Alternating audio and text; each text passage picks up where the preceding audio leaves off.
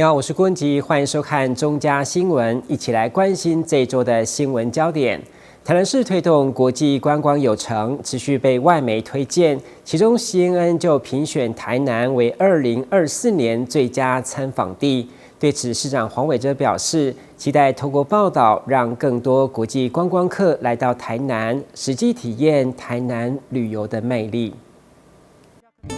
台南继去年11月入选英国国家地理旅游杂志2024年全球最酷景点以后，知名权威媒体 CNN 又将台南评为2024年最佳参访地，包括美国在台协会也在脸书推播支持。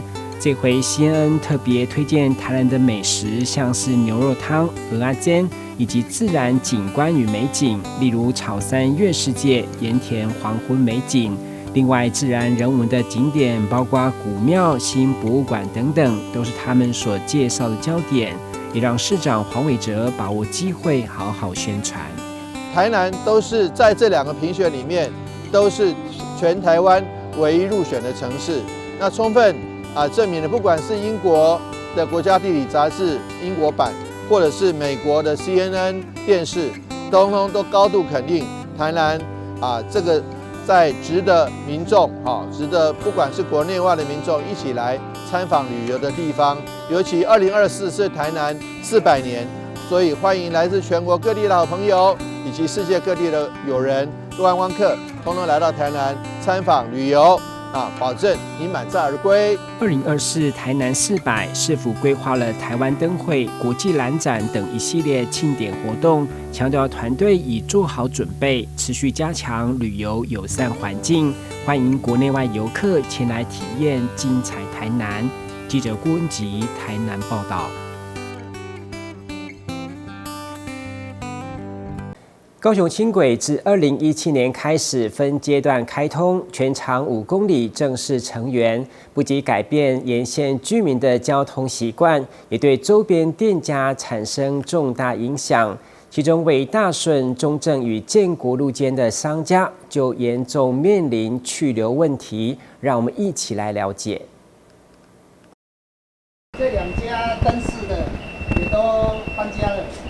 一整排的店面拉下铁门，外面不是贴着出租就是出售，甚至结束营业的公告，情况不是很理想。我背后这家日本料理也准备在这个113年1月15日要停业了。目前已经开始有几家都已经在收摊了，还有那个两边的以前那个广告招牌，几率也越来越少。这里是轻轨沿线大顺、中正与建国路中间路段，其中包括正言里及五权里。由于轻轨成员后交通管制，衍生出停车不便及车流问题，让里民及商家大为头疼。里长便希望有更好的配套措施加以改善。全部都关了，4号全部都整条街都关掉了，路也不能骑。那么远，车子要牵，无停车位啦，所有观光客会失去啦。不能停车，暂停也不行，所以我们商家真的是受害很大，真的是不得了了哈。那造成我们停车很多的不方便。车祸常常在那边，因为直左和右转的常常会发生问题。坐车拢是真方便到学区拢是真方便，但是就是讲。互这店家造成较足大的困扰，到目前，已经完工啊。伊讲要做这个林田湾，唔知当时要做，唔知影。我希望讲会当赶紧把这个林田湾做起来，互这生理人会当方便啦。大众运输为的是要促进交通进步与增加都市发展，如何在便民与扰民间取得平衡，值得市府单位多加思考，与民沟通，再加把劲。记者张世明高雄报道。拥有120年的基隆灯塔，这个月正式开放让民众参观。除了饱览整个基隆港风光，还结合 AR 互动体验，让整个旅游资讯更加完整。而且旁边还有登山步道，能够一次走完各大景点，成为全台第22座开放参观的灯塔。白色圆柱的基隆灯塔搭配一窗一门造型，站在景观平台欣赏海天一色美景。基隆港整个都尽收眼底。求子山，还可以去那边求子山灯塔，就是眼前的海景美不胜收，仿佛让人以为来到希腊国度，但其实这里不是国外，而是基隆灯塔终于在10号开放参观。113年1月10号开始正式对外开放，之前有一阵子都处于整修之中，之前开放只有到外面的景观平台，现在园区内也正式对外开放。全白色的基隆灯塔才开放，每天吸引游客前来参观欣赏海景。虽然主灯塔的室内空间狭小，不开放民众参观，但一旁登山步道走一遭，白米瓮炮台、灯塔文物馆、求子山灯塔等景点一次收。我们下令的时间的话是4月1号开始到10月31号，从早上9点到下午6点。那目前为止是冬令时间，所以从11月1号早上9点，然后到3月31号是下午5点，早上9点到下午的5点的时间。这风景很漂亮啊，然后又可以看到那个什么基隆屿，基隆屿很开阔啊，对啊，之前这边都关闭，不能进去啊。然后拍灯塔的话，你在外面拍了只拍一半，现在可以拍全部啦。基隆灯塔正式开放参观，成了全台第22座开放参观的灯塔。登上基隆塔，除了可以饱览基隆港往来船只的景色，民众不妨走一遭，欣赏这超过120年的历史建筑。记者黄少明基隆报道。为落实永续共荣，希望首都台北市政府率全国之先挂牌发行社会责任债券，共25亿，分为2年期6亿、3年期8亿和5年期11亿，吸引国内20家企业参与投标，所募得的资金将全数用于捷运建设和环境改善。3、2、1。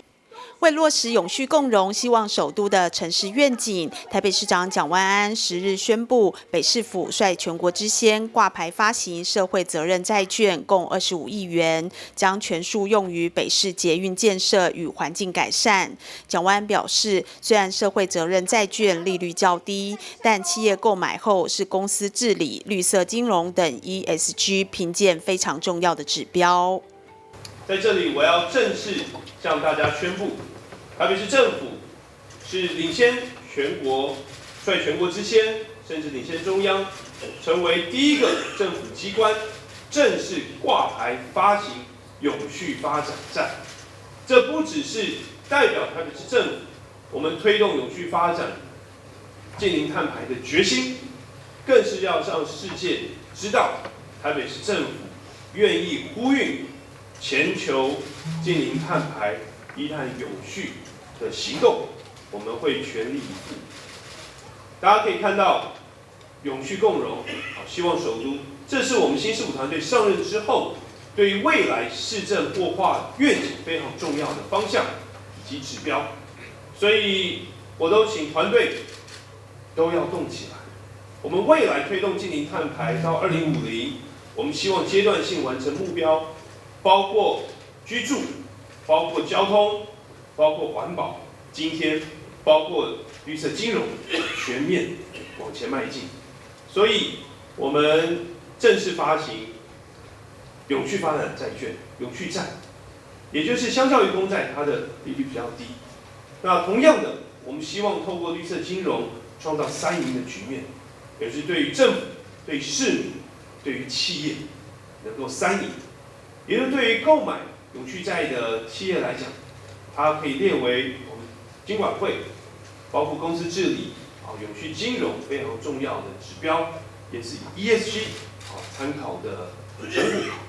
另一方面，我们这一次所募得的资金也会用来台北市捷运新建。其实捷运的新建对台北市来讲，这是持续的工作。我们已经有非常绵密的捷运网络，当然它提供市民朋友便捷、安全、舒适的运输交通设施，每天有将近200多万的人次，而且能够带动我们捷运网络周边快速的发展。而这一次，我们有3个亮点，3个第一。除了刚讲到的率全国之先、领先中央，第一个政府机关挂牌发行永续债；第二个，我们与国际接轨，也是在我们整个规划国际计划书里面，我们是以联合国 SDG 指标来对接，包括了 SDG 9、SDG 11，也就是包括工业化、新创以及基础设施，以及第11项，我们致力打造包容、永续、韧性特质的城市。那第3个亮点，我们也符合现在这个资本市场协会他们所定的最新指标，也就未来我们不只是追踪资金本身的用途，以及以外它所产生的效益成果。所以我们3个第一，我们相信让大家看到我们推动永续发展的决心。另一方面，我们也让大家看到我们愿意为永续发展而努力。财政局表示，社会责任债券是永续发展债券的其中一种。由于台北捷运每天有近200万人次搭乘，北市府发行社会责任债券，可引导国内资金投入具高度社会效益的捷运路网建设计划。永续债它底下有很多的细分类，包括社会责任债、还有绿债等等。但是它的核心价值呢，就是要透过发行公债，将所募集的资金全数运用在具有环境效益以及社会效益的资金。今天北市府选择发行社会责任债，就是因为我们台北市绵密的捷运路网，我们希望让它不再仅仅是绿运输，更可以深化作为是我们提升整个环境教育，也可以是一个大家可负担的一个基础的生活设施，让这个安全、便捷、舒适、费用低廉的这个捷运设施，成为我们台北市永续发展的一个重要核心基础。今天我们发行永续债，吸引了20家业者的踊跃参与，用实际的资金行动来支持我们的捷运建设计划。我们所募得的资金总额是25亿元，加权平均利率是1.237%。除了利率低之外，刚刚如同市长这边跟各位媒体朋友还有各位贵宾说明的，我们的3项首例。那这3项首例真的是创下全国的这个先例。今天能够顺利发行，要感谢的人实在太多，是大家共同努力的成果。财政局表示，北市府发行的社会责任债券是国内政府机关挂牌的首例，也是首例将计划书内容与联合国永续发展目标 SDGs 连结，同时也向世界宣告台北市永续发展近零碳排的决心。记者林希慧台北报道。佛光山桃园讲堂为了庆祝法宝节，特地举办10万杯的腊八粥和民众结缘。会中中嘉宽屏北建也受邀在现场架设行动摄影棚，民众只要说出新年的愿望，就能够抽红包。影片还将在公用频道播出，吸引许多民众排队参加。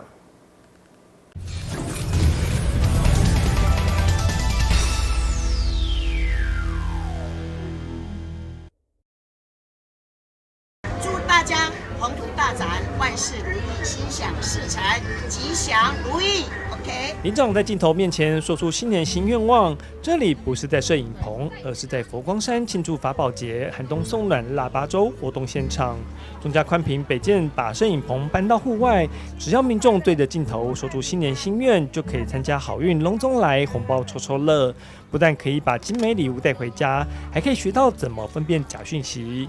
这次高票连任的立委万美玲也来亲自体验。各位好朋友，大家好，我是立法委员万美玲。新的一年即将就要到来了，我想在这一年当中，我们都拟定很多的计划，有很多的心愿。美玲要在这里来祝福每一个人的心愿都能够心想事成，每一个人的计划都能够顺利完成。万美玲祝福大家龙年行大运，新年快乐。许多民众看到绿色布幕都感到十分好奇，纷纷上前询问。得知只要对着镜头拜年说吉祥话，未来就可以在家中的Channel 3公用频道看到这段影片，都感到十分有趣。中嘉宽频北建总经理徐巧妮表示，希望透过这样的体验，可以让更多人收看Channel 3公用频道。地方媒体的公用频道是非常一个重要，所以我们邀请所有的民众一起来体验公用频道，一起来看看大家在公用频道上播出的一个样子，也希望大家可以多多收视中嘉宽频北建的公用频道。发宝节当天，灌溉云集，行政院副院长郑文灿、桃园市副市长苏俊斌及国际佛光会中华总会及世界总会荣誉总会长吴伯雄等人亲自出席。开幕祈福仪式在佛光山住持新宝和尚诵持心经及祈愿文中揭开序幕。新宝和尚也赠送腊八粥及星云大师的新春贺词：云水自在，祥和欢喜，莫保祝福。法宝节呢，就是佛陀成道的日子。那佛陀成道之后呢，也告诉我们在世间呢需要慈悲，那么你要解脱烦恼需要智慧，所以呢，今天大家感受到佛陀的慈悲跟智慧那么透过八宝粥跟大家来结缘希望大家都能够欢喜祝福大家，谢谢。苏俊斌则提到，新宝和尚在宣读祈愿文时，感受到字字句句都是对政治人物及市府说的。人世间所有的修炼，本质在于一个善字，需要时时本着善念、善行、善心的态度。市府未来也会与佛光山一起努力。今天很开心那来这边跟所有的佛光人一起来分享腊八粥，分享所有佛光人的爱心。那我们也希望说，未来市政府这边，不管就各方面的社会局、民政局、区公所很多单位、文化局，我们都可以跟佛光山体系、跟所有信众一起来努力。除了分享爱心之外呢，我们也为台湾的宗教文化奠更深的基础。为了煮出10万杯腊八粥，佛光山动员500多人次，从备料、切洗到烹煮，每个环节都马虎不得。为的就是希望每位民众拿到手上时，都能感受到这暖暖的人情味。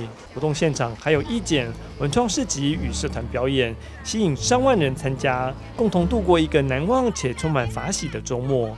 记者林志清桃园采访报道。天元慈善功德会承接卫福部社区关怀据点，平常就开设不少课程供长辈来学习。这次请到专业的美术老师，教长辈从零开始学铅笔画。经过半年多学习，举办了成果展，不少学员都没想到自己能够画出这么好的作品。在天元慈善功德会关怀据点墙上布置了学员们的学习成果。天元慈善功德会秘书长杜燕玲表示，关怀据点成立以来，开办了各式的课程，发现银发长辈对艺术这一块也很有兴趣，所以邀请了专业的美术老师开办从零开始学色铅笔画班，一推出就很受欢迎。在老师的引导下，都展现让人眼睛为之一亮的作品。那我们从很多的语言、电脑一些课程之后，发觉艺术人文对我们学长也很重要，所以在今年呢，特别尝试邀请年轻的画家苏庆峰苏老师来教我们这个色铅笔，从最基本的不用花很多钱买一套300多块的笔，就可以来开始让学长去展现他们呢一个画画的才华。那虽然有很多人是零基础，也可能是老花，也有可能觉得自己都没有这样的一个艺术天分，可是在老师的引导下面我们发觉学长他们在这当中就是在学习的过程里面也发觉自己原来是有这样子的一个能力去完成一幅美丽的画作，然后进而呢也提升了自己的自信心，然后让自己的人生里面更多彩多姿。指导老师苏庆峰表示，虽然很多长辈没有什么绘画基础，但是学习动力很强，从第一次画的深色到后来一画就是2-3个小时，一路走来的进步很显著，而在创作过程中和同侪互动，也可以延缓老化。我觉得蛮感动的，因为从第一章刚开始他们都很有压力，对，就是画起来好像没有那么顺，他们觉得啦，卡卡的。当然到后面呢，越画越顺，而且可以做从半小时就是画中，然后慢慢的越蒸越长，所以他们在家里还可以做到2到3小时，就是一直不断在画图。对，然后就是已经有一点像是他的退休生活已经有这个目标了。对，那我觉得这个生活当中这是很好的。对，也不会让他的记忆就是慢慢失去。已经84高龄的学员赵月女，也是在亲友鼓励下来上课，学习过程让她感受到同学互相扶持的温暖。而土城区民德里里长吕礼明，则是因为有李明来参加，特地要他来看展。吕礼明说，透过课程让长辈走出家门学习，保持年轻的心，人就不容易老。不然在家里要做什么？一定要出来嘛。出来的时候看很多同学嘛，所以同学大家都对我很照顾我，鼓励这些退休人员就比较有时间的这个我们的市民能够走出来因为你退休以后如果都待在家里，反而是一个容易退化老化了，所以我们也是鼓励所有的这个退休人员能够都走出来这个我们讲说一个终身学习的立场大概多学习他喜欢的课程。天元慈善功德会表示，藉由成果展，让长辈有机会互相观摩彼此的作品，也可以让亲朋好友了解自己所学，让大家看见银发族的无穷潜力。记者赵世渊新北采访报道。迎接过年，除了在家围炉，也有不少家庭选择到各大餐厅享受。其中，台南远东香格里拉饭店的除夕围炉宴，距离过年前还1个多月就已经预订满座，所以饭店也特别加开包厢，人气可以说红不浪。台南远东香格里拉大饭店推出除夕围炉，不但有安排乐团演出、古早味童趣游戏、新年幸运抽奖以及全家福照相等活动，同时还有精彩的川剧变脸表演，让全家大小在热闹欢乐的气氛当中吃团圆。也就是因为趣味又喜气，饭店每次的除夕围炉宴都人气满满，一推出马上就被订光。今年的除夕围炉在各个餐厅定位是非常的踊跃到现在已经全数满，已经排到候补了。不过为了符合就是过年期间大家都要出来团聚啊、吃饭啊，然后也让家庭主妇可以休息一下，我们在我们的宴会厅除了就是有大的场次的一个宴会空间，除此之外，我们还把所有的包厢全部加开。那现在的数量没有很多，大家赶快把握机会除了团圆宴，饭店也有推出年菜外带专案，提供消费者多样化的选择。也有一些家庭喜欢在家里用餐，那我们也有醉月楼的年菜外带，那八道式的年菜外带，那也可以让大家带回家轻松的享用。那年菜外带是以当天除夕当天的现做，所以大家带回家是热腾腾的，所以回到家其实不需要再去解冻复热，是非常方便的。配合国人过年送礼习俗，饭店也贴心的推出6款中西式糕点的伴手礼盒，希望能为消费者提供更多选择。记者张硕维台南报道。为高雄左营的肉干老店1月底经传歇业，消息一出，涌入大批的订单。不过因为肉干都是炭火现烤，供应量并不够，民众还得提早来店里领号码牌，但买不买得到还得碰运气，很多人就都扑了空。一听到肉干店1月底要结束营业，很多人纷纷来店里要买肉干，结果我已经打了3天电话了，都没有办法接到。我要买25份，他现在这样一说，我要几点来？我要排几天？天天来吧，他大概。因为这家店卖的肉干都是现场用炭火烤制，这几天就涌进大批订单。早上现烤的肉干都要应付订单的量，有多的才开放现场领号码牌限量购买，卖完了只得明天请早，所以很多人都扑了个空。对啊，扑空啊，那怎么办？没关系，明天再来看看。肉够厚，然后烤得很香，而且很新鲜。基本上他们家制作手法可能跟别人都比较不一样啦，比较有一些炭烤的味道，跟那个店加热的不一样，香味真的就会不一样。我会去寻找以前的味道，可是吃起来味道就跑掉了，我就会觉得很可惜，然后我就会宁愿不想吃。对，宁愿把那个味道记在脑子里。你如果说用机器的话，就失去那个味道了吧？对，失去那碳烤的味道，就失去原有的味道了，就跟一般没有什么不一样了。左营这家40多年的肉干老店要收掉了，是因为人力不足，老板想休息、想轻浮，才决定不做了。当地里长也觉得很可惜。忽然间听到说他们要歇业，所有的客人，还有我很多朋友，都觉得非常错愕，说这么好生意的，为什么不要做？是因为工人，现在工人很不好请。不过，左营大路上还有很多有名的老店，传了2、3代还继续经营。像是这家馄饨店，从菜市场的摊位卖到店面，从阿嬷传给媳妇儿，再传给孙子，口味都没有变，客人都说好吃。就有吃很多年的了，还不错，还不错。很久了，嘿，对他们这一家算是老店，他们这一家的馄饨特别好吃。台湾这样第2公有市场，日本时代上老个。人即摆人讲做早市早市，菜市阿嬷就伫遐经营较紧。嘿，有朋友啦讲价，就爱继续来做。这阿嬷的技术，你无来做吼，会拄啊无人做。馄饨除了现包、现煮、现吃之外，他们还有冷冻包装，里面还加了榨菜等配料，方便保存食用，也是左营很好的伴手礼。因新妇搁在经营一种新的口味，来加这营养吼，偏食加营养，搁加卵，所以食会饱，去兼会食卡，安尼。若要买顿的人，就是这个包装安尼，菜市阿嬷。这个人家都会买去送给亲朋好友啦。少子化，人力不好请，子女又不愿意接，导致老店经营不下去。上一代辛苦打拼练出的好手艺，却无法传承，变成100年商店，成为时代眼泪。以前到阿嬷的手，到现在已经60几年了，嘿，儿子传下去，不知道要传几年，我也不知道。记者王仲海、赖昌邦高雄报道。近年来，酸菜鱼突然在台湾爆红，从以往的小餐馆走向连锁餐厅。其实酸菜鱼是很简单的餐点，食材单纯，成本控制容易，不管辣不辣都可以调整成台湾人的口味。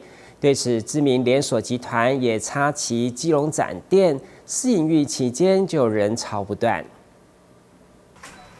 刚煮好的酸菜鱼，淋上热腾腾的辣椒和配料，最后撒上菊花瓣，色香味一次到位。在台湾，酸菜鱼的风潮正在发烧。酸菜好吃，然后鱼也好吃，我觉得很鲜，很好喝，感觉就是那种新鲜的海鲜，然后它有那个甜味在里面，然后我觉得很好喝。源自中国大陆的酸菜鱼，原本只是一道菜。软嫩 Q 弹的黑乌鲤鱼搭配酸菜，软麻鲜香，成了饕客最爱。餐饮集团插旗基隆，试营运期间，民众闻香而来，一早就来排队。就我们点3个口味，然后那个酸菜鱼的部分，就是它酸度刚好，然后它有一点应该有加花椒油什么的，对，有嘛？对，辣度也我是觉得刚好啦。怎么说？就是它是一点点辣，所以不吃辣应该可以试试看这样。有酸有辣。就是很入口。不同于重庆的酸菜鱼，重油重咸的口感，业者特别到大陆取经，改良适合台湾人的口味，喊出鱼比汤还鲜，以柴鱼昆布当汤底，加上自然发酵的酸菜，提升汤头层次。还有多种汤底口味让民众选择。前往上海取经，去跟我们师傅做一个学习。那学习完之后呢，再回到台湾进行研发。比较特别在于说，过去的一般比较传统的酸菜鱼，可能它的汤头部分是比较偏酸、比较偏辣、比较麻。那我们运用了我们的汤底的一个技术，然后呢是融合到我们的酸菜鱼品牌里面，是标榜了一碗连汤都可以喝的酸菜鱼。不敢吃辣的，也有番茄鱼、明太子奶香鱼汤底，搭配私房菜、炸物等点心，让民众有多样的选择。我第一次吃酸菜鱼，但这味道应该算，就是蛮符合，我觉得蛮符合台湾人胃口的。那特别研发了7款汤底，除了酸菜鱼之外，还有我们的番茄鱼。那不吃辣的，其实可以选择年轻人非常喜欢的明太子奶香鱼。那还有我们的虾汤，其实这都还蛮受欢迎的。知名的连锁餐饮集团去年全台展店，基隆除了原本的烧肉火锅，又再多一项品牌酸菜鱼，主要是看好台湾人真的很爱吃锅物。在最近这次的边境开放，那我们的外国旅客来到台湾之后，也发现到其实外国旅客对台湾的火锅也非常的有兴趣。事实上呢，也是非常看好这个区的消费能力。除了原本这边的居民的消费能力之外，我们也看好就是年轻族群的消费能力。所以呢，我们选择在这边来开了第3个全新的品牌，就是比较偏向年轻族群蛮喜欢的一个酸菜鱼系列的品牌。餐饮业者抓准台湾人的饮食习惯，调整口味，推陈出新，就是能够抓住年轻饕客的胃。记者黄少明基隆报道。成大医院配合中央设立了银发健康俱乐部，在去年7月开幕到现在，平均每周服务200人次，并且办过近400场的课程，提供长者高品质的健康照护，也帮助社区长辈实现健康老化的目标。随着人口老化，2025年台湾将面临超高龄社会。虽然进入老年会面临许多的照护议题，不过将身体顾好，透过适当的运动、营养与社区参与，长者的健康问题是可以被预防与缓解。因此，成大医院结合社区，于前年设立了成大仁爱银发健身俱乐部，为长者打造一个迎向健康、快乐的运动环境。成立1年多来，获得不错的成效。我们在距离成大医院很近的东丰路的仁爱里2楼活动中心，我们找到了一个低闲置空间的2楼会议室，我们把它打造成一个银发健身俱乐部。那从去年的7月31揭牌，8月31开幕之后，持续到今年11月底止，我们其实总共办理了390场的课程，服务了近6000多人次。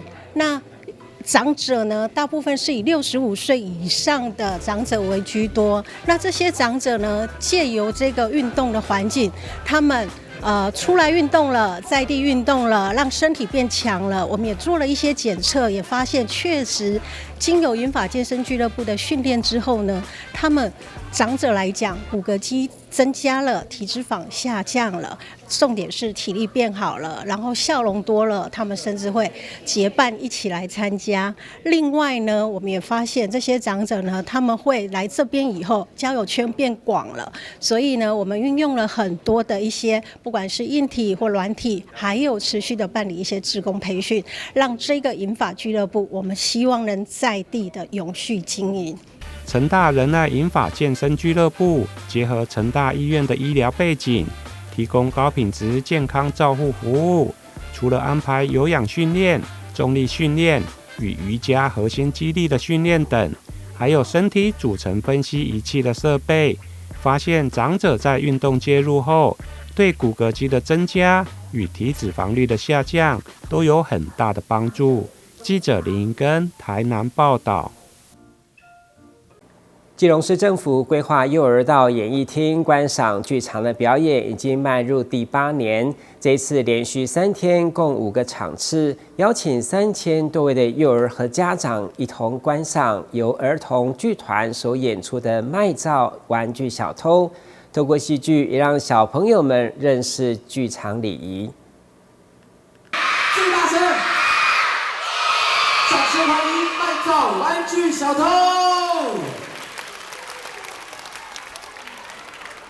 老师觉得他们的心情怎么样？很兴奋，就是很期待这出的演示。那因为有的小朋友他还没有这样子的剧团的看剧团的初体验，今天是他们的初体验，这样子。对，再大声一点。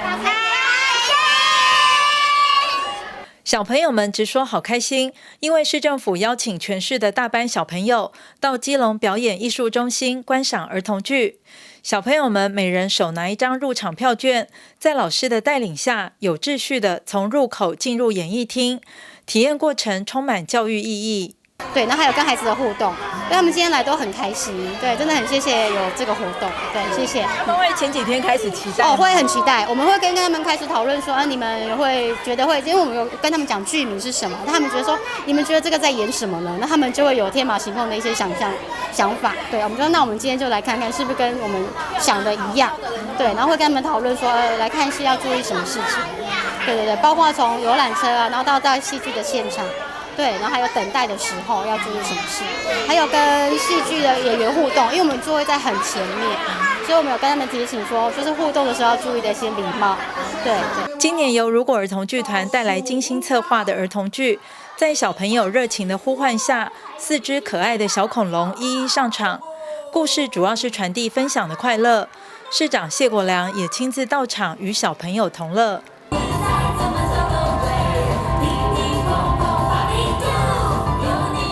来参加我们的活动，我是强哥啦，强哥哦，不是美国奶奶哦，感觉是这样哦，就是看我们节目长大的，对，太好笑了。对，今天很高兴，我们赵志强强哥是来参加我们的很有意义的这个儿童剧场的体验活动。对。那我们现在在基隆，基本上就是可以说全面式的让。孩子在基隆长大，甚至让外地的父母带孩子到基隆游玩，都能够有一个好的体验、舒适的环境跟一个很多元的玩法。那今天的这个活动也是如此。谢谢强哥今天的到来，跟我们增添光彩。谢谢市长，谢谢。也希望有机会能够更多的艺术工作者、表演艺术家，或者是其他的各类型的艺术工作者。在基隆能够为小朋友、为同学们来互动、来交流。基隆其实一直是我们很期待在这边能够展现的舞台。这个剧场体验活动也特别邀请伊甸基金会早疗班学童共同欣赏，将艺文欣赏融入爱与分享。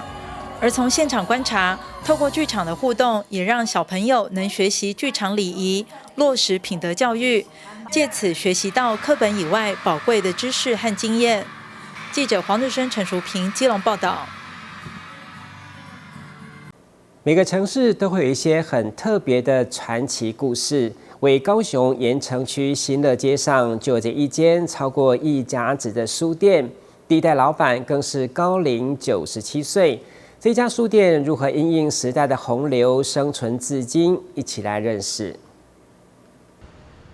位在盐埕区新乐街上，一栋不起眼的老透天商店，悬挂的招牌只剩几个大字。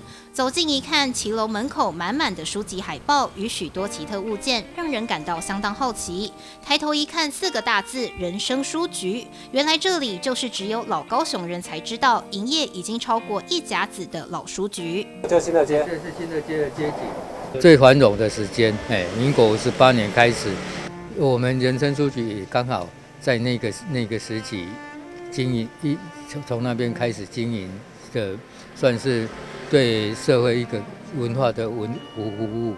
第一代老板李屏风高龄97，一生充满传奇。受过日本教育，战后1945年便带着所有积蓄南下高雄，顶下一家倒闭书局，开设了庆芳书局，时间长达21年，并自1966年开始经营人生书局，经营至今已长达78年。我所管的是台湾文化传统的事业，已经到今仔日。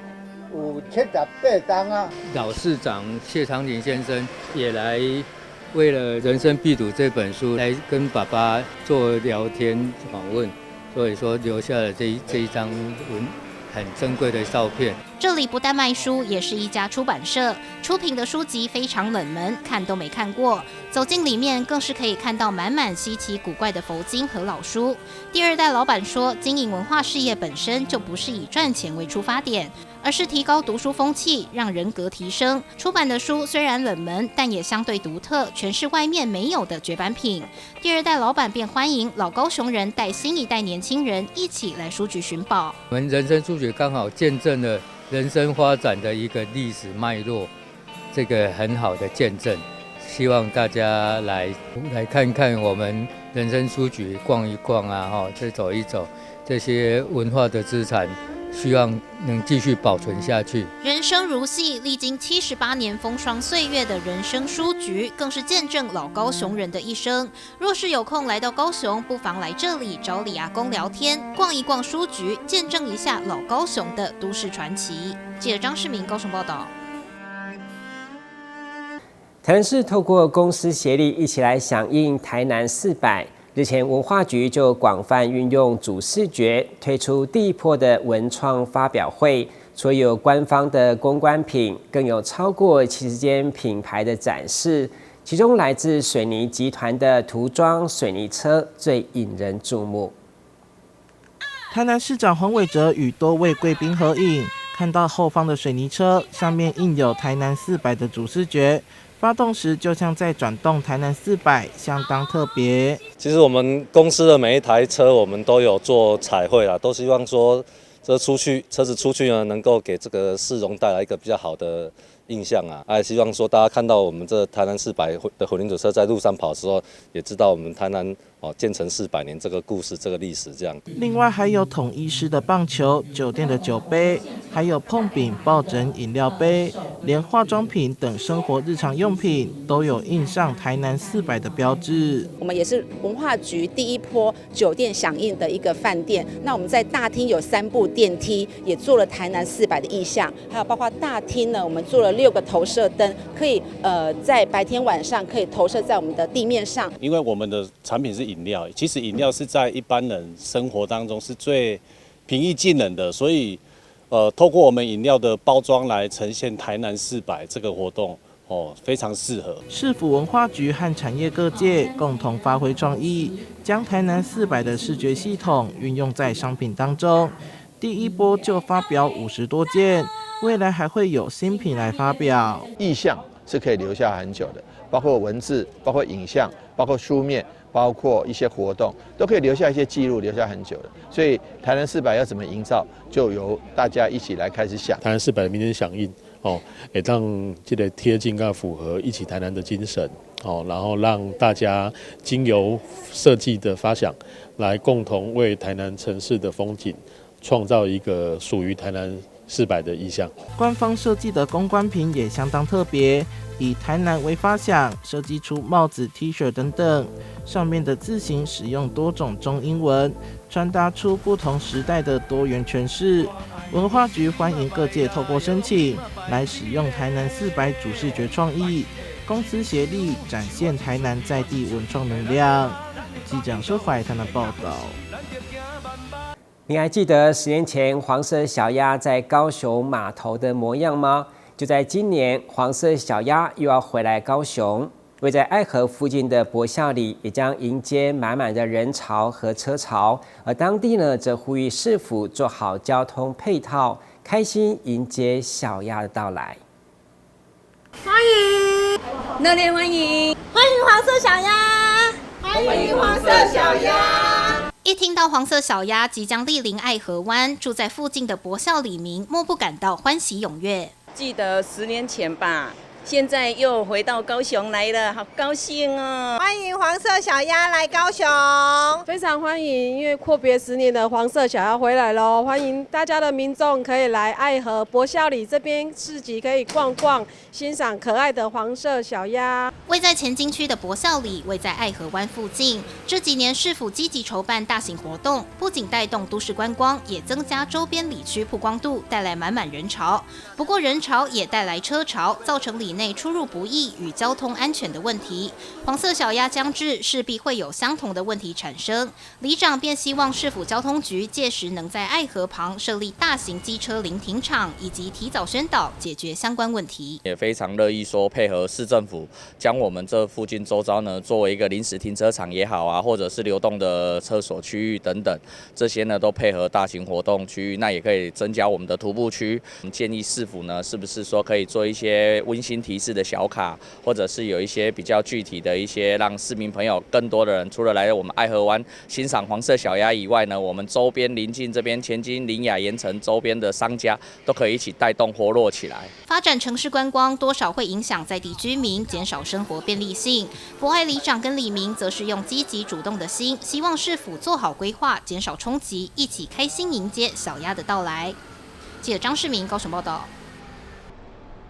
桃园捷运绿线的北机场占地15多公里，设有维修厂、变电站和管理中心。市长张善政日前视察，虽然进度超前，但是年底第一列的车厢就要抵台测试，所以市长也期盼工程团队持续努力，顺利达成115年有7站通车的目标。桃园市长张善政一早来到大园区视察桃园捷运绿线北机场工程进度，这是绿线捷运非常重要的核心建设。但是直到去年确定建筑设计后，光是移除15公顷的土方就费时8个月。虽然目前工程进度超前，但年底第一列绿线车厢就要抵台测试，机场年底前也必须要完工。那么过去1年多的时间，从几乎是零进度，没有设计图，现场只有一大堆土方。我们进行整地，到有设计，到把这个建筑的初步的构造都能够慢慢的做起来，非常非常不容易。在这边要特别谢谢我们所有工程团队的努力。那么我们将来还是期待这个整个北机场进度要符合我们的这个整个捷运大体这个整个大体的进度。那么更让人期待的是说，今年113年年底，我们绿线捷运的列车就会到场。就会到我们这个北机场来开始做测试。明年的夏天，我们这个捷运列车会开始在线上做测试。我想这个进度到时候我们市民看到了以后，一定会对我们捷运的进度有所期待。机工局长坦言，去年新市府接手后，绿线北机场被堆满土方，连设计图都没有，也无法发包。最后是在去年4月才开始动工。这个工程可以说是从负开始。机场设有管理中心、维修厂、驻车场及变电站。年底绿线列车抵台后，就会先在机场做静态测试，没问题就会在明年7月进行动态测试。包括我们的主变电站、管理中心、驻车场。还有我们的维修工厂，那这4栋呢，我们陆陆续续的都把它长出来了。接下来的部分，今年的年底，绿线的第一部列车会到台湾来啊。那我们先会在这边先做一个静态的测试，就是等于是静态的各方面的检查跟测试。那在明年的3月，我们会在厂区里面做动态测试，如果在厂区里面跑的状况 OK 的话，那我们就会明年的7月，我们会从 G32跑到 G11，让它做一个整体的动态测试。那其实最关键的是在今年年底，假如今年年底这4栋建筑物可以处理完成，那管线跟台电的部分克服完以后我相信只要今年年底的目标达成，应该在115年的通车应该是顺利可期。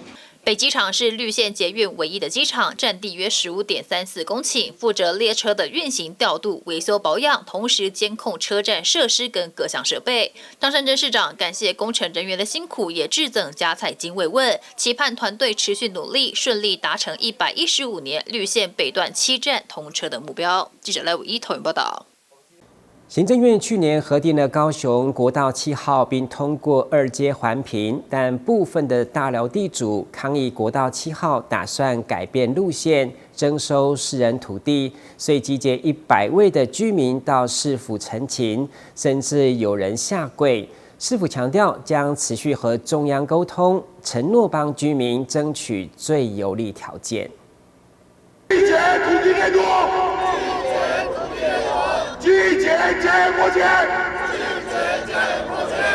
高雄大寮民众来到行政中心，大声抗议诉求，质疑政府更变国道7号方案，路线侵害大量私有土地，大量住户权益受损，路口根本就是土地掠夺，破千家园。有够可怜，拢咧互恁骗的，恁拖路要改就是要改，有啥人有法令？宪法内底应该有咧遵守。哦，应该要抽完才往百姓尔啦。拜托啊！啊，迄个啦，拜托，想到家园可能被迫迁移，现场民众的情绪相当的激动，甚至下跪交付陈情书，希望政府可以再多加考量在地民众的权益。国企的路线部分，目前应该可以做定新的设计，那在针对各位的那个陈情的部分哈，那我们有透过有透过跟中央的沟通平台在持续跟他沟通。那公听会的部分，其实在去年也办过第一场，那今年应该也会再持续收集各位的意见哈，这是我跟各位承诺的部分。市府出面回应，目前的国际路线还没有确定，但是学者也质疑，工程的地桩都已经打上去了，但是又说路线还没有定案，希望可以不要说一套做一套。对，已经打下去了，大家可以去看那个地桩，就在大寮凤凰山。旁边已经打了很多个地桩了，不能够这么做了，不能够这个说地桩打下去了，然后再跟我们讲路线还没确定，我觉得这个都是欺骗了，这个等于是说谎。行政院在2023年核定国道7号建设，过去举办过说明会，但是会中租户发现路线与原先规划的完全不同，质疑新路线未经过环评，需要征收大量私有土地，不符合正当行政程序。那我们就发现，现在新的路线，国道7号新的路线，其实大部分在内坑里那部分，大部分是走向私有土地。这是我们今天在这边我会表达我们的愤怒跟不满的一个地方。有重大建设时，难免会有土地的征收，但是评估时也应该保障住户的权益，多一份耐心，也多一份同理心，才不会让国家建设变成家园的噩梦。记者孙军高雄报道。以上就是这一周的中嘉新闻，非常感谢您的收看，我是郭文吉，我们下周同一时间再会。